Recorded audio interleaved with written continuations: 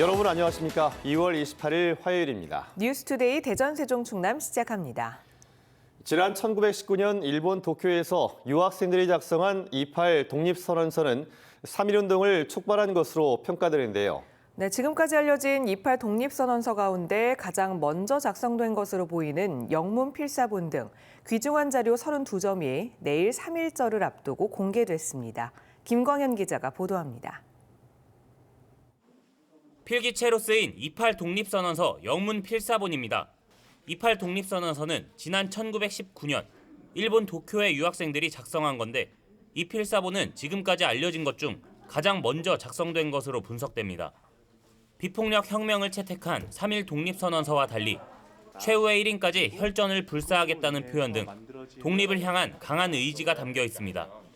아마도 인쇄본으로 나오기 이전에 교류를 거친 본이라고 봤고 이것이 아마도 미주에 전달된 28 독립선언서의 초본이다 이렇게 저희가 보고 있습니다.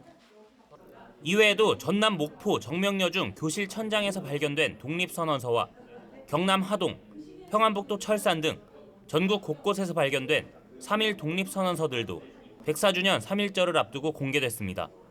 지난 1900년대에 우리처럼 식민지를 바꾸서 독립운동했던 나라들이 한 168개국이 돼요.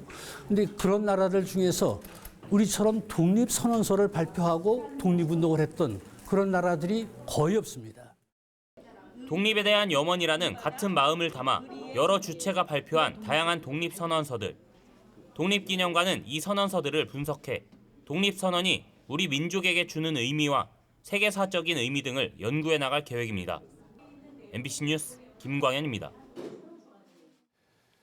앞서 보도한 것처럼 3.1절을 비롯해 일제 치하에서 조국 광복을 위한 독립투사 등 선열들의 헌신이 없었다면 지금의 우리도 없었겠죠. 하지만 정작 이들 독립유공자의 후손들은 가난을 대물림하며 어렵게 살고 있는 게 현실입니다. 후손을 찾지 못한 훈장도 전국에 7,000개가 넘는다고 합니다. 이현정 기자가 보도합니다. 예산에서 항일 학생운동을 했던 성배구 선생의 아들 성종철 씨. 70이 넘는 나이에 아내까지 장애 등급 판정을 받은 뒤 보훈 급여만으로는 생활이 어려워 구청 청소 일을 하고 있습니다. 연금 갖고는 생계 유지를 할 수 없어서 이제 일당 시간제 이걸로 해서 참 노구를 끌고서라도 해야 생명 유지를 할 수 있는 이런 건데. 그나마 지금은 보훈급여 명목으로 연금이라도 나오지만 독립유공자 할아버지가 나라를 위해 헌신하느라 집안을 돌보지 못하면서 후손들은 힘겨운 유년기를 보냈습니다. 남들은 국민학교 때 그 학부형 회의하고 하면 전부들 부모들이 오잖아. 우리는 오는 사람이 없었어. 나 혼자 그냥 오고 가고 했지. 독립유공자들이 지금 사는 것 같으면 옛날에는 사는 게 아니었어. 지자체별로 독립유공자 후손 챙기기에 애쓰고 있지만 아직은 부족한 게 많습니다. 독립운동한 분들의 그 피나는 노력한 것이 다 묻혀버리잖아요. 그런 것을 나라에서도 조금 알려주고 그래야 자라나는 우리 자손들이 충성심이 생길 거 아니에요. 독립운동가 후손 찾기도 더딥니다. 전국의 독립유공자 포상인원 17,000여 명 가운데 후손을 찾지 못해 전달하지 못한 훈장이 7,000개가 넘습니다. 독립운동 당시 본명과 다른 이름을 썼거나 본적 주소를 제대로 남기지 않은 경우가 많은 탓인데 대전지방보훈청은 지난해 부여군과 함께 직접 후손 발굴에 나섰습니다. 그 부여군에서 그 재적등본의 대대적인 재확인 작업하고 또 마을 이장분들과 회의를 등을 통해서 그 후손 3명을 찾았습니다. 보훈청은 충청 지역으로 범위를 넓혀 후손 찾기에 나설 계획이며 이렇게 찾은 후손 가운데 심의를 거쳐 훈장도 전수할 예정입니다. 할아버님이 돌아가신 지는 100년 됐는데 100년이 지난 후에라도 국가에서 좀 조사해서 이렇게 해주시는 거에 대해서는 굉장히 고맙고 영광스럽게 생각을 하고. 3.1절 기념 행사 등 역사적 의미를 되새기는 행사 때만이 아닌 독립유공자 후손을 예우하고 더 나은 서비스를 누릴 수 있도록 하는 일. 지금 우리에게 남겨진 몫입니다.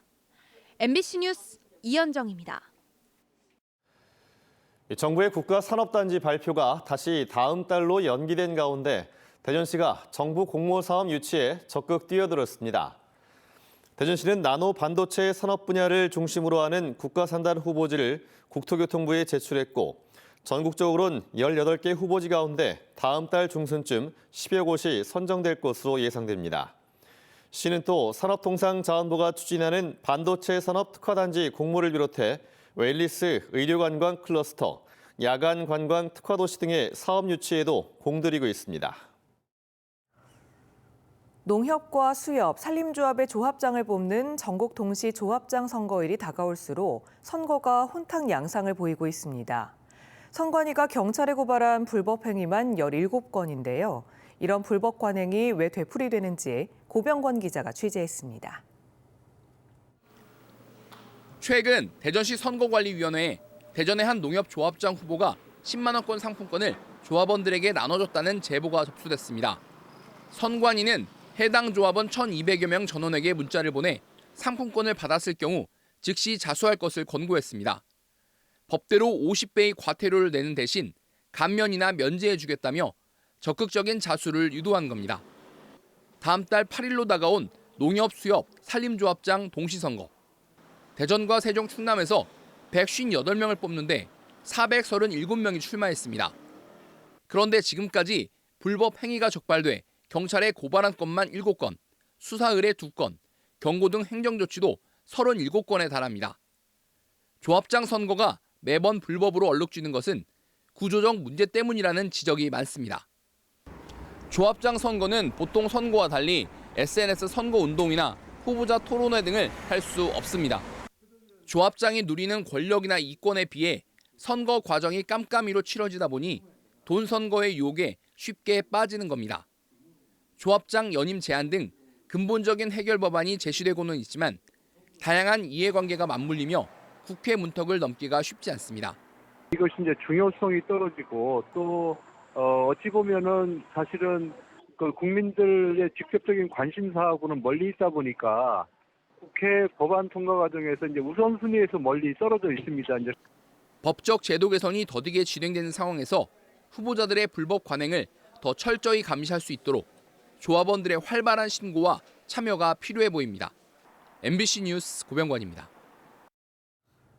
김태흠 충남지사가 서해선 복선전철에 신설될 삽교역 명칭을 내포역으로 바꿀 것을 검토하라고 지시했습니다. 김태흠 지사는 실곡원장 회의에서 이같이 말하고 오는 2025년 말에 역사 완공을 앞두고 주변 개발 계획을 세워 완공 전에 어느 정도 개발이 이루어져야 한다고 주문했습니다. 지난 2021년 말 역사 신설이 확정된 뒤 홍성군과 예산군은 역의 명칭에 충남도청이나 내포를 넣는 것을 두고 갈등을 빚은 바 있어 김 지사의 이번 발언에 따른 파장이 예상됩니다. 전국 최초로 다음 달부터 세종 지역 모든 초등학교 1, 2학년 교실 학생 수가 20명으로 줄어듭니다. 최규진 세종교육감은 기자회견을 열고 개인 특성에 맞는 교육 환경 조성을 위해 초등학교 학급당 학생 수 20명 배치를 지난해 1학년에서 올해 2학년까지 확대한다고 밝혔습니다. 시교육청은 학교별 남는 교실을 활용해 36학급을 추가 확보하고 기간제 교사 26명을 추가 배치했으며 효과 분석 등을 거쳐 2026학년도부터는 3학년 이상까지 확대할 계획입니다. 고등학생들이 함께 술을 마신 뒤 시비가 붙은 친구에게 흉기를 휘둘러 숨지게 한 사건이 발생했습니다.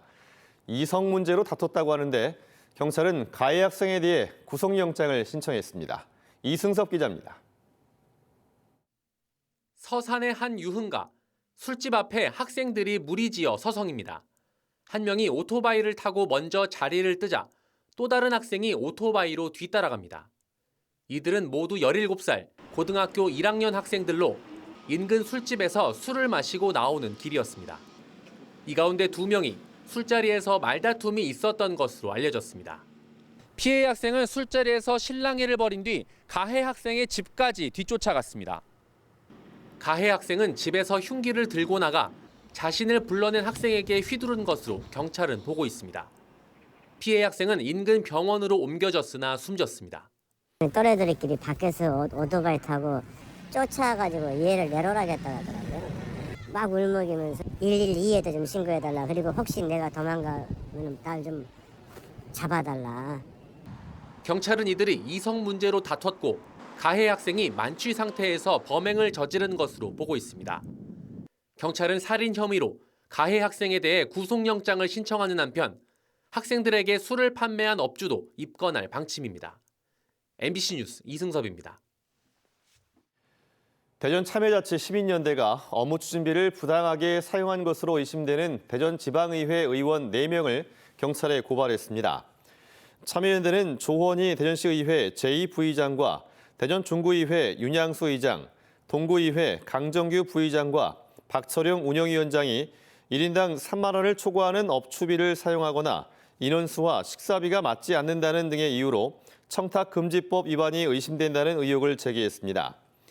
이에 대해 해당 의회들은 대상 인원을 잘못 기재했다는 등의 입장을 전한 것으로 알려져 향후 경찰 수사와 검증 과정이 주목됩니다. 대전 대덕과학문화센터의 소유권을 모건대로 인정하는 대법원 최종 판단이 나왔습니다.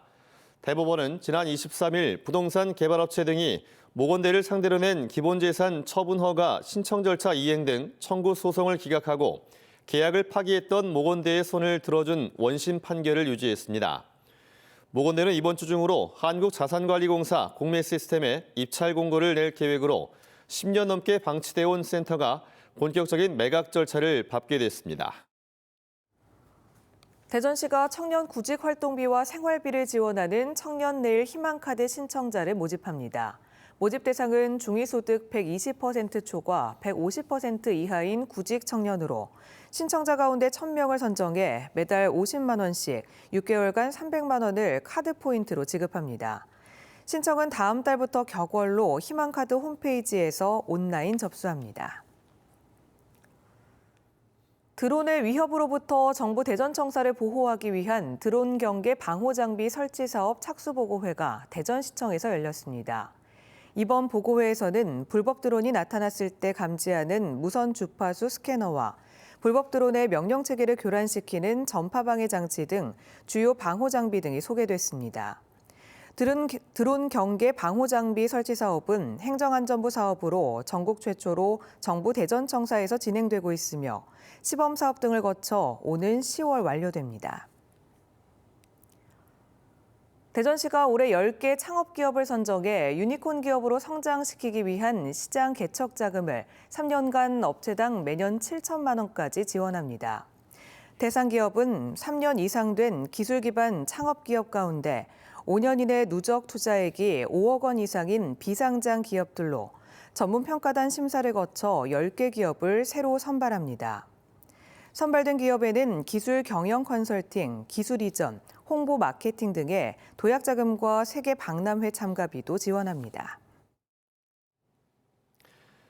충남도가 오는 2027년까지 제2차 귀여 귀촌 지원 계획을 세우고 인구 유입을 위한 사업에 나섭니다. 도는 어촌 체험 프로그램을 운영하고 맞춤형 지원과 전문가 양성 등에 초점을 맞춰 오는 2027년까지 2,500여 명을 농어촌으로 끌어모은다는 계획입니다. 태안군이 세종시에 있는 제32 보병사단을 찾아 태안군 근흥면에 있는 안흥진성의 군사시설 보호구역 해제를 건의하는 이유서와 군민 19,000여 명의 서명부를 전달했습니다. 가세로 태안군수는 사적으로 지정된 안흥진성의 문화재적 가치를 회복하고 훼손된 안흥진성의 복원을 위해 군사시설 보호구역에서 조속히 해제해야 한다고 강조했습니다.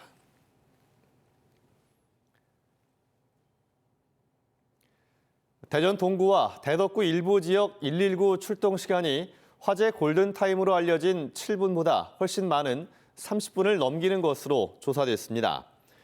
소방청이 발표한 지난해 소방활동 빅데이터 분석 결과 소방이 도착하는 데 30분 넘게 걸리는 읍면동 지역은 대전 동구 5동과 대덕구 황호동 등 전국 5곳이었습니다.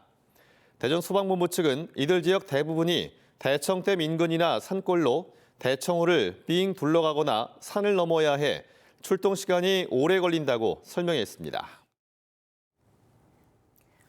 아산시는 충남개발공사에서 추진하는 방축동 일대 아산시 충남북부권 3도시개발 사업지구를 개발행위허가 제한지역으로 지정했습니다. 시는 주민 의견 청취를 위한 공고 게시를 거쳐 지난 15일 시도시계획위원회 심의를 마치고 총 면적 98만 4,431제곱미터에 대한 개발행위허가 제한지역 지정사실과 지형 도면을 15회 고시했습니다.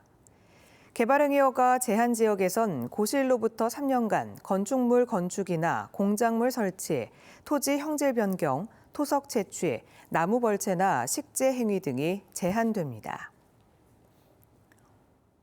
천안박물관은 3월의 유물로 박은용 작곡, 김재인 작사의 유관순의 노래를 선정했습니다.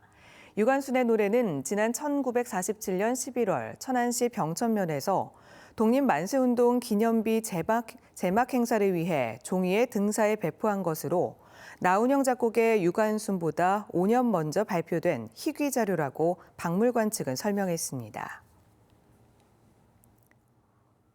보령시가 올해 468억 원을 들여 상수도 기반 시설을 확충합니다. 시는 낡은 상수도관을 정비하고 정수장을 개량하는 등 지방 상수도의 현대화 사업을 중점 추진해 수돗물 누수가 줄어드는 것으로 기대했습니다. 보령시는 섬 지역을 포함한 상수도 보급률을 98%까지 높일 계획입니다. 충남교육청이 새학기를 맞아 도내 학원과 교습소, 개인과의 교습자 전체를 대상으로 합동 지도 점검에 나섭니다. 이번 점검에선 학원장을 비롯한 종사자의 성범죄, 아동학대 범죄 전력 조회를 비롯해 학원 운영 전반을 점검할 계획입니다. 또 교육청과 교육지원청이 합동 점검반을 편성해 새학기 불법, 편법 운영 여부 등을 매달 점검할 계획입니다. 충남도가 내년까지 해외 사무소를 4곳 더 늘려 직접 운영합니다. 도는 올 상반기에 일본, 하반기에는 독일 사무소를 추가하고 내년엔 미국과 중국에 해외 사무소를 설치하기로 했습니다. 충남도는 현재 인도와 베트남, 인도네시아 등 3곳에 해외 사무소를 운영하고 있고 수출 지원에 집중하고 있는 업무도 외자 유치와 국제 교류로 넓히기로 했습니다. 천안시 수소충전소 충전 요금이 다음 달부터 1kg당 1,500원 오른 9,900원으로 인상됩니다. 천안시는 원자재 가격 상승과 수소 공급 시장 수급 불안정으로 지난해보다 구매 원가가 50% 이상 올라 충전소 운영 적자가 심화해 인상이 불가피하다고 설명했습니다.